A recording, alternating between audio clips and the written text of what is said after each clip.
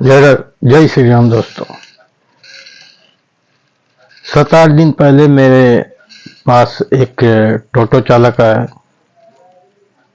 मेरे बगल में रहते हैं, जो टोटो चला के अपना जीविका भी चलाते हैं और जो पैसा बचता वो अपना बैंक में भी रखते हैं, बैंक में जमा करते हैं।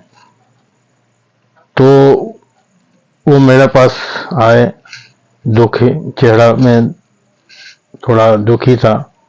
वो बोला, देखिए दादा, मेरा जो है बैंक से 10,000 रुपया कट गया।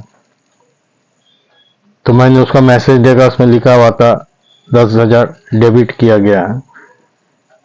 पहले मैंने पूछा उससे, क्या आपने बैंक से पैसा निकाले या आपका परिवार में कोई पैसा निकाला जाके? तो बोला, हम जो है हफ्ता भर से कुछ भी पैसा नहीं किए, ट्रांजैक्शन नहीं किए हैं। तो मैं समझ गया ये साइबर फ्रॉड जो है उसी का कारसाजी है। मैंने बोला कि तुम अपना पासबुक लेके आओ और बैंक चलते हैं। तो उन्होंने अपना पासबुक लेकर आया और मैं उसके साथ बैंक गया। बैंक में जाने के बाद सबसे पहले मैं उस पासबुक एंट्री कराया। पासबुक का एंट्री कराने के बाद देखा उसमें कि जिस दिन वो आया था मेरे पास, उसी दिन जो है उसको अकाउंट से थ्रू AEPS सिस्टम से 10,000 रुपया डेबिट किया गया। तो हमने उससे पूछा, क्या आपने आधार से पैसा निकाला? वो बोला, नहीं निकाले। तो AEP सिस्टम जो है वो क्या है, आधार एनेबल पेमेंट सिस्टम से 10,000 निकला। तो मैं उसे लेके बैंक मैनेजर के पास गया। बैंक मैनेजर बोला कि ये तो खुद मैंने आधार से पैसा निकाला गया है 10,000 रुपया, तो इसमें तो हम कुछ नहीं कर सकते हैं। आप जो है एक एप्लीकेशन दे दीजिए अपने अकाउंट्स के साथ, तो हम उसको आगे देखते हैं। तो उसी दिन उसने एक एप्लीकेशन अपना साइन करके अकाउंट नंबर लिख के मैनेजर के पास दे दिया। अगर आपका अनऑथोराइज्ड ट्रांजैक्शन होता है तो अगर 24 घंटा RBI के रूल्स के अनुसार 24 घंटा के अंदर अगर बैंक में या RBI का वेबसाइट में अगर कंप्लेन करते हैं तो उसमें 90% पैसा रिफंड होने का उम्मीद रहता है। तो एप्लीकेशन देके वो चलाया। तो मैं ये बताना चाहता हूँ कि AEPS सिस्टम क्या है। जैसे दो तरह के ट्रांजैक्शन है, डिजिटल ट्रांजैक्शन, एक ऑनलाइन ट्रांजैक्शन होता है। तो डिजिटल ट्रांजैक्शन जो कार्ड से हम लोग करते हैं, शॉपिंग मॉल में जाके स्वाइपिंग करके करते हैं, वो डिजिटल ट्रांजैक्शन। ऑनलाइन ट्रांजैक्शन अपने मोबाइल से करते हैं, UPI से, IMPS से, निफ्ट से, इंटरनेट बैंकिंग से, UPI से। तो ये ऑनलाइन ट्रांजैक्शन होता है। तो ऑनलाइन ट्रांजैक्शन जो एक UPI है, ये जो है आपको बैंक में जो मोबाइल नंबर दिए उसमें एक OTP आते हैं, OTP के थ्रू वेरिफिकेशन होने के बाद आपको पैसा डेबिट होता है। तो पहले साइबर फ्रॉड जो होते थे वो आपको किसी ना किसी बहाने से एक लिंक भेजते थे या फोन करते थे कि आपको इतना पुरस्कार निकला है, तो आप जो है आप पुरस्कार लेना चाहते हैं कि नहीं। अगर आप बोलिएगा हम लेना चाहते हैं तो वो आपको एक QR कोड भेजेगा या UPI नंबर भेजेगा जिसमें बोलेगा कि आप इसमें भेजिए। उसके बाद आपका फोन में जब OTP आएगा वो OTP मांगेगा। OTP मांगने के बाद OTP डालेगा तो पैसा उसका खाते में चला जाएगा। ये सिस्टम पुराना हो चुका है, कई लोग जान गया है। बहुत UPI जो है अपना UPI जो है पैसा सिर्फ भेजने के लिए होता है, रिसीव करने के लिए नहीं होता। तो आप जो ये नया नया तरीका अपनाया है जिसमें जो AEPS सिस्टम है, AEPS सिस्टम जो आधार एनेबल पेमेंट सिस्टम, ये सिस्टम क्या होता है, सिर्फ आपका आधार नंबर चाहिए और बायोमेट्रिक फिंगरप्रिंट चाहिए। ऐसे आपको जानकारी ली के बता दो, जब भी आप अकाउंट खोलते हैं तो उसमें आधार नंबर भी आपका लिंक हो जाता है उस अकाउंट्स के साथ, क्योंकि आधार जो है टोटल फिंगरप्रिंट का बायोमेट्रिक होता है। अब जो सरकार चालू किया है कि एईपी सिस्टम से आप पैसा निकाल सकते हैं, सिर्फ जिसमें आपको आधार नंबर चाहिए और आपको फिंगरप्रिंट का बायोमेट्रिक चाहिए। तो आपका ये साइबर फ्रॉड जो है बहुत जगह से जो है ये लोग जो है वो फिंगरप्रिंट का क्लोन बना लेते हैं और आधार नंबर भी ले लेते हैं। अब कैसे लेते हैं, जैसे बहुत जगह ऐसे जैसे सिम लेते समय या बैंक अकाउंट खुलवाते समय, राशन लेते समय या जमीन जायदाद का ये करने, जमीन जायदाद का जैसे रजिस्टर करते समय आपको बायोमेट्रिक फिंगरप्रिंट का बायोमेट्रिक मशीन में देना पड़ता, क्योंकि राशन उठाने के लिए या जमीन का रजिस्ट्री करने के लिए वो तो सरकारी जगह है, वहाँ तो क्लोन हो नहीं सकता, वहाँ फ्रॉड हो नहीं सकता। लेकिन जहाँ से आप सिम लेते हैं वहाँ भी आप बायोमेट्रिक डिवाइस में अपने फिंगरप्रिंट देते हैं, या जहाँ आप पैसा उठाते हैं कंप्यूटर सेंटर में, जो लोग एईपीएस सिस्टम से या यूपीआई सिस्टम से पैसा लेन देन मतलब उठाने का काम करते हैं, ट्रांजेक्शन करते हैं,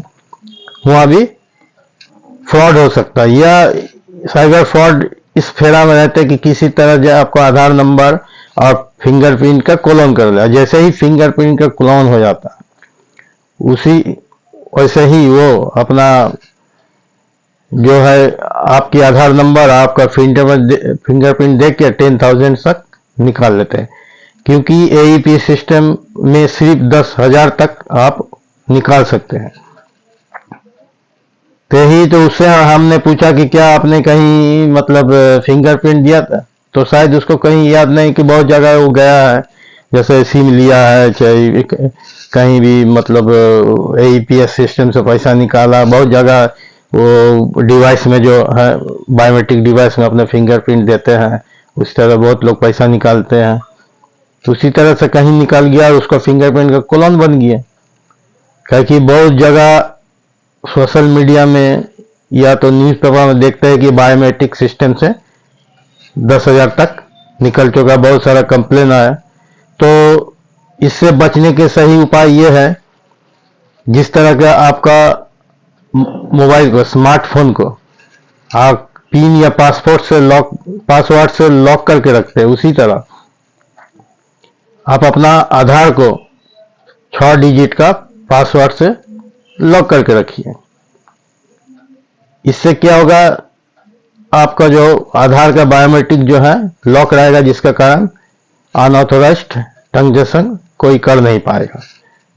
तो इस सिस्टम करने के लिए सबसे पहले तो आपको यूडीआई के वेबसाइट में जाना होगा, या तो माई आधार करके एक प्ले स्टोर से ऐप है, उसको डाउनलोड करना होगा।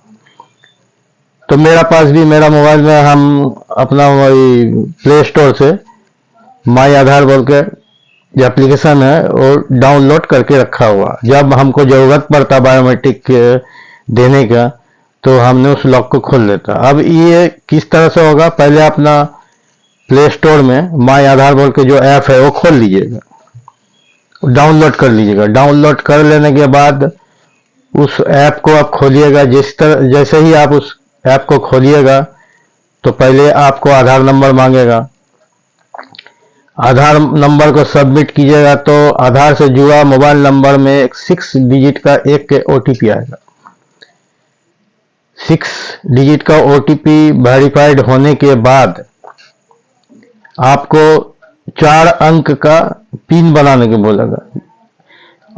जो पिन बनाइएगा वो 4 अंक का बनेगा। वो 4 अंक का पिन बन जाने के बाद फिर कन्फर्म पिन लीजिएगा, फिर आपको पिन बन जाएगा। उस पिन को आप याद रखिए और फिर माई आधार जाके उस पिन डालिए। आपको आधार का टोटल जो मेनू जो है वो दिखाई पड़ेगा। मेनू को स्क्रॉल करते हुए आप ऊपर जाइएगा तो वहीं पे मिलेगा बायोमेट्रिक लॉक अनलॉक। तो बायोमेट्रिक लॉक अनलॉक में जैसे ही टच कीजिएगा उसमें आपको दिखाई पड़ेगा कि आप बायोमेट्रिक लॉक करना चाहते हैं, परमानेंटली लॉक करना चाहते हैं कि टेम्पोररी। इसमें जो है आप जैसे टेम्पोररी लॉक को आप टच कीजिएगा करने के बाद आपका फिर से जो है आपका आधार से जुड़ा मोबाइल नंबर 6 डिजिट का एक OTP आएगा, पासवर्ड आएगा। तो उस पासवर्ड को आप डालने के बाद आपको पूछा जाएगा कि आप परमानेंट लॉक करना है कि टेम्पोररी। तो टेम्पोररी लॉक में आप क्लिक करके उसको लॉक कर दीजिएगा। इससे क्या होगा, जो आपको आधार है वो लॉक रहेगा।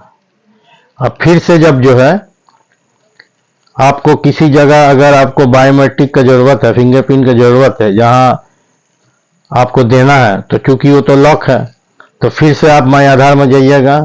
जाने के बाद जो है उसको आपको पिन से खोलना पड़ेगा। 4 डिजिट का जो पिन है उससे खोलिएगा। खोलने के बाद बायोमेट्रिक अनलॉक करना चाहिएगा। तो बायोमेट्रिक को जैसे ही अनलॉक कीजिएगा, उसी तरह फिर 6 डिजिट का एक OTP आएगा। उस OTP आने के बाद उसको बायोमेट्रिक अनलॉक हो जाएगा। तो सबसे पहले मैं बता दूं, जो बायोमेट्रिक जो अनलॉक हो जाएगा वो सिर्फ 10 मिनट के लिए रहेगा। यानी 10 मिनट के बाद वो ऑटोमेटिकली फिर से लॉक हो जाएगा। यानी 10 मिनट तक आप अपना बायोमेट्रिक किसी जगह अगर जरूरत है तो दे के आप उसको छोड़ दीजिए, वो 10 मिनट में अपने आप लॉक हो जाएगा। इसी तरह लॉक रखिएगा, तो आपका अगर क्लोन हो भी जाता तो भी आपको बायोमेट्रिक को कोई यूज नहीं कर पाएगा। और सबसे बड़ी बात, एक फोन में कम से कम 5 आधार को लॉक करके रख सकते हैं, जिसमें आपका पत्नी होगा, बाल बच्चा, 5 आधार लॉक हो जाएगा। और जब आपको जरूरत पड़ेगा उसी तरह OTP से आप अपना बायोमेट्रिक लॉक को खोलिए, बायोमेट्रिक इस्तेमाल कीजिए, फिर फोन को बंद कर दीजिए, वो अपना 10 मिनट के बाद लॉक हो जाएगा। इसी तरह अपना आधार को सुरक्षित रखिए अपना मोबाइल में। थैंक यू, धन्यवाद।